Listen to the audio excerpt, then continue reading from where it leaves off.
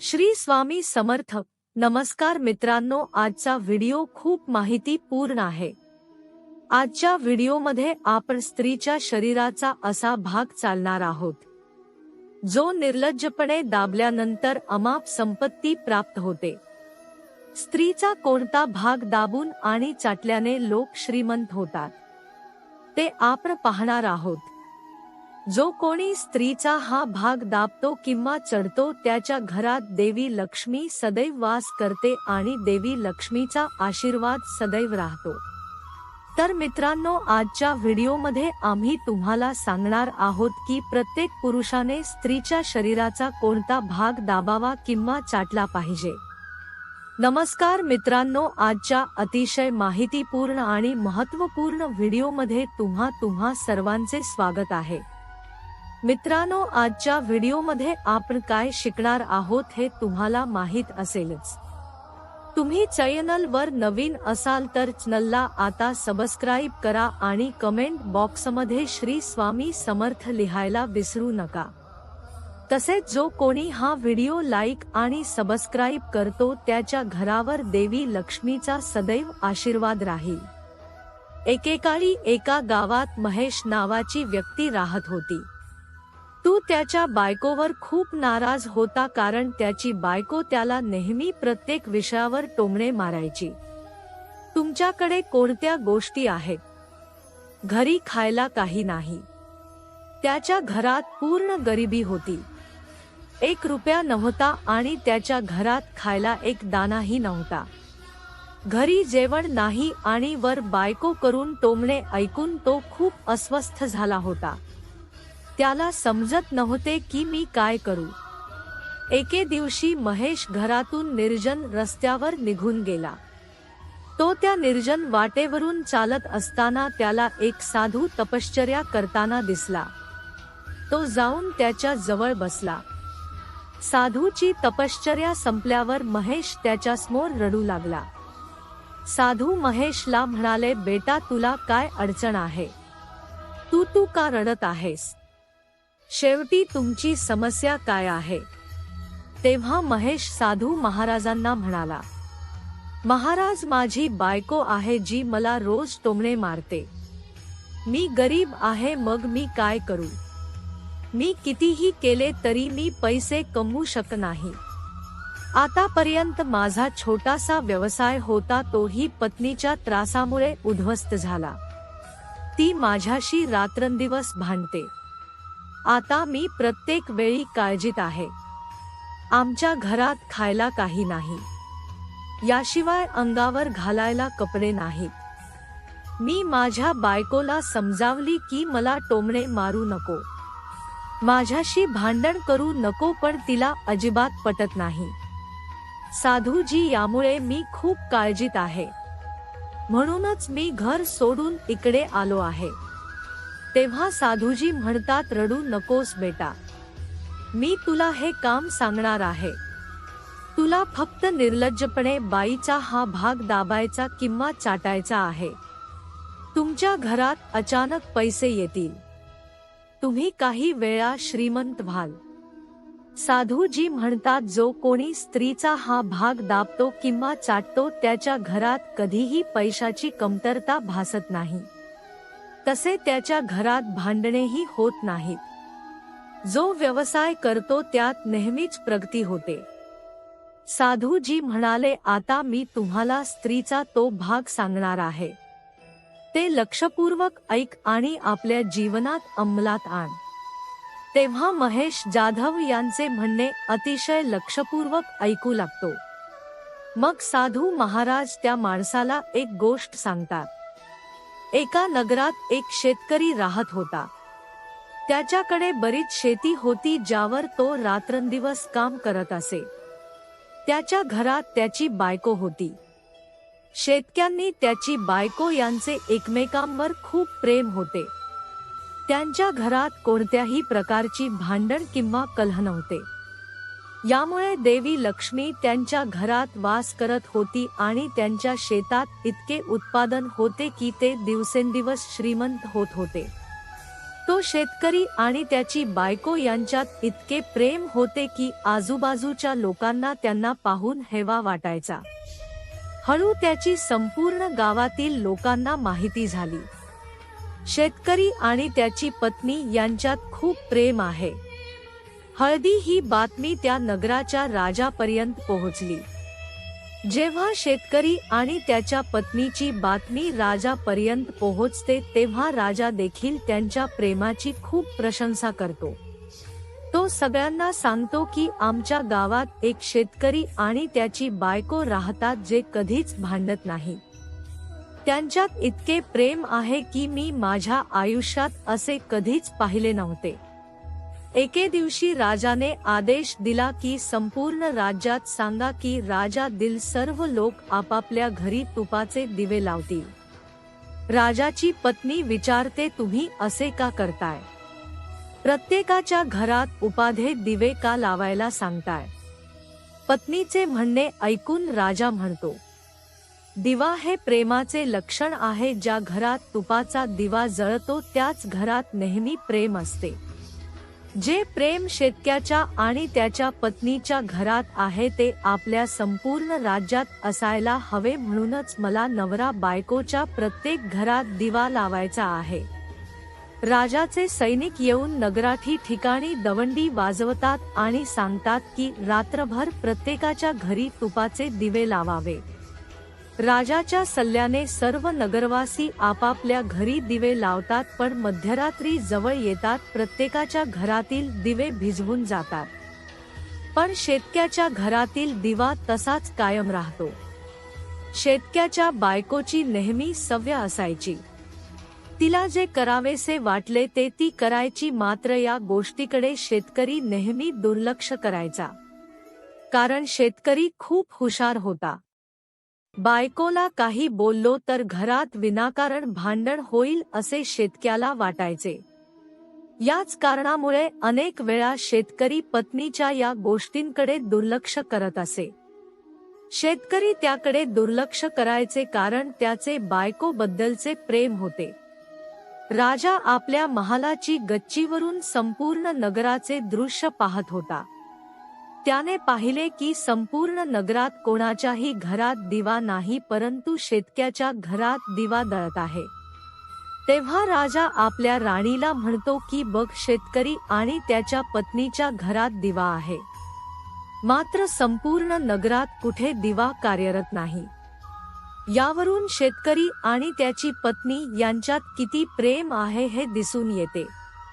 मग राजाची पत्नी राजाला म्हणते की शेतकऱ्याची पत्नी यांच्यात किती प्रेम आहे ते शेतकऱ्याच्या बायकोमुळेच। राजा राणीचे म्हणणे ऐकतो तेव्हा तो म्हणतो, नाही, तुमचा विचार चुकीचा आहे। शेतकऱ्याच्या घरात जे प्रेम आहे ते त्याच्या पत्नीमुळे नाही तर ते शेतकऱ्यामुळे आहे। राजा म्हणतो शेतकरी हुशार आहे आणि राणी म्हणते शेतकऱ्याची बायको हुशार आहे। काही काळ असे चालू राहिले। राजा म्हणत होता की शेतकरी शहाणा आहे, राणी सांगत होती की शेतकऱ्याची बायको हुशार आहे।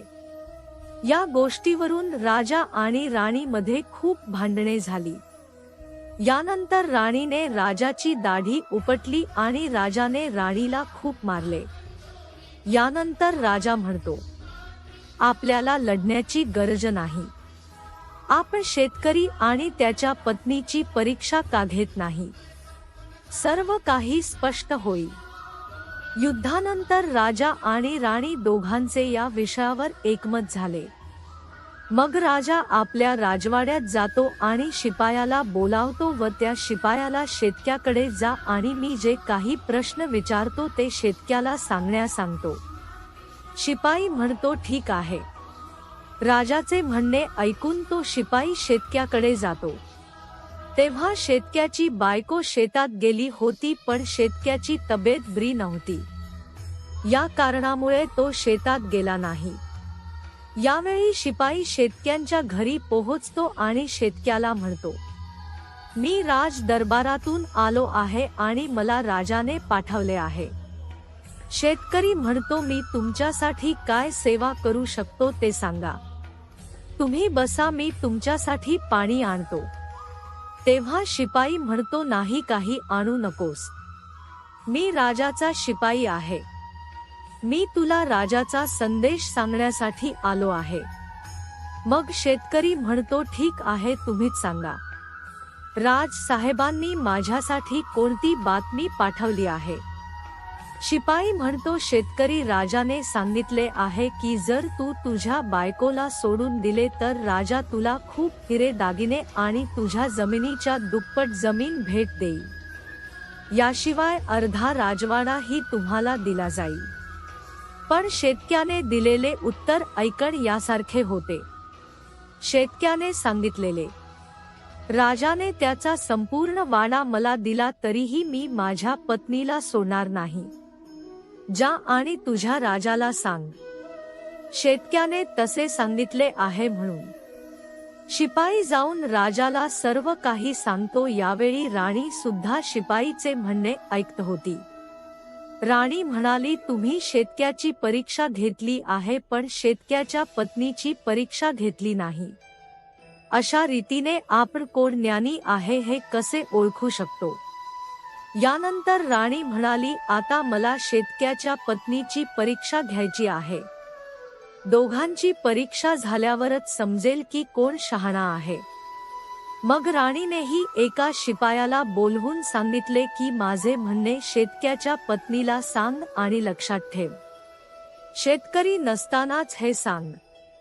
शिपायाने विचारले, राणी तुम्हाला काय सांगायचे आहे ते सांगा. तेव्हा राणीने सर्व शिपायाला सांगितले. शिपाई शेतक्याच्या घरी जातो आणि त्याच्या घरी हाक मारतो तर शेतक्याची बायको घरातून बाहेर येते आणि म्हणते, काय झाले, तू का ओरडत आहेस?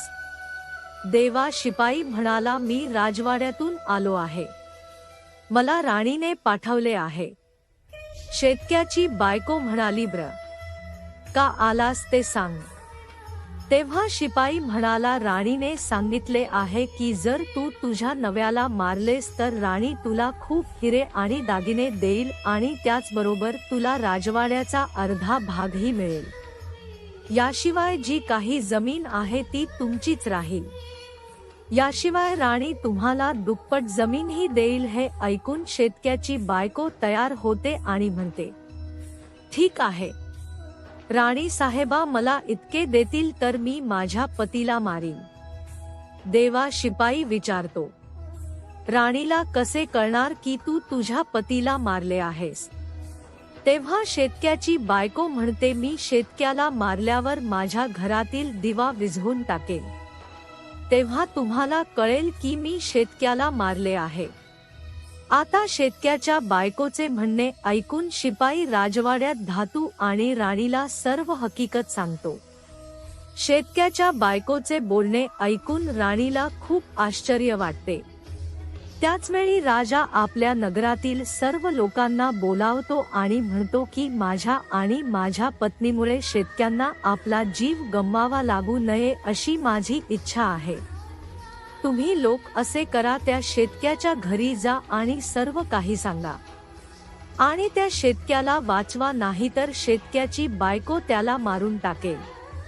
इथे शिपाई शेतक्यांच्या घरी जातो. तो विचार करत असतो की शेतक्याची बायको रात्री शेतक्याला मारून दिवा विझवेल.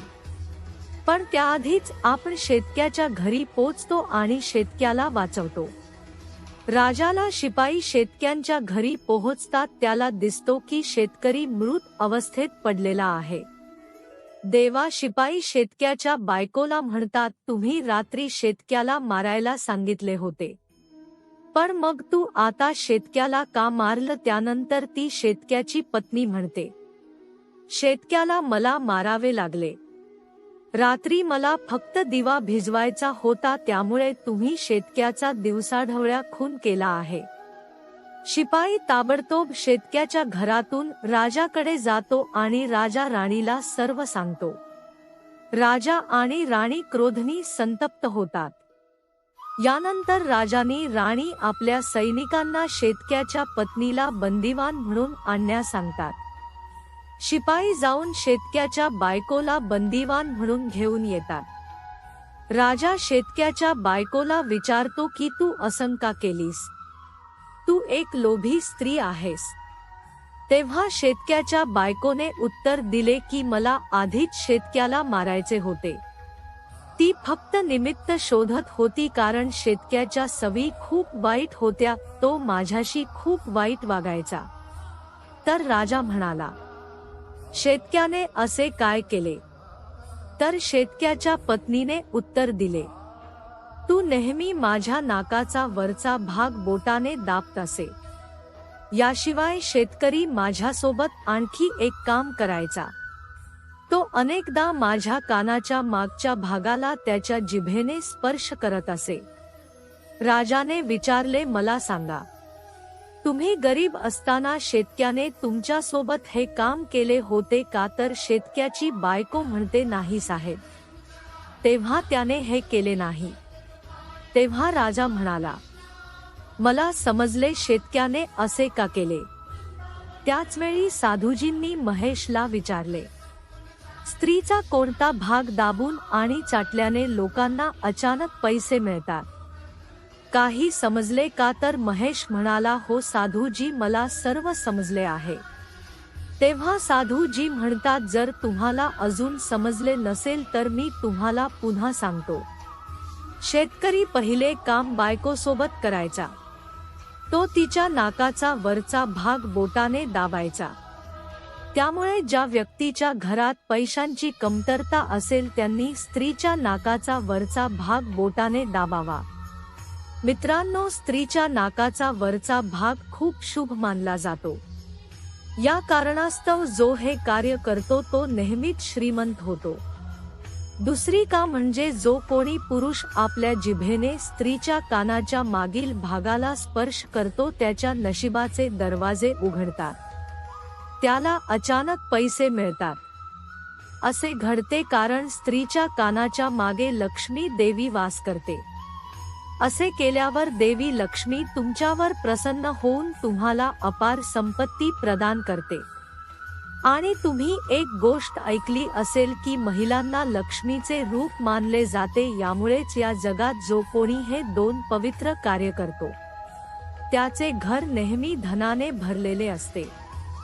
जे या कथेतील शेतक्यांनीही आपल्या पत्नीसोबत केले. पण जेव्हा तुम्ही असे काही कराल तेव्हा तुम्ही तुमच्या पत्नीला संपूर्ण गोष्ट सांगा. मित्रांनो, आजचा ज्ञानवर्धक व्हिडिओ तुम्हाला कसा वाटला ते कमेंट करून नक्की कळवा आणि कमेंटमध्ये श्री स्वामी समर्थ लिहायला विसरू नका. श्री स्वामी समर्थांचा तुमच्यावर सदैव आशीर्वाद असो. धन्यवाद.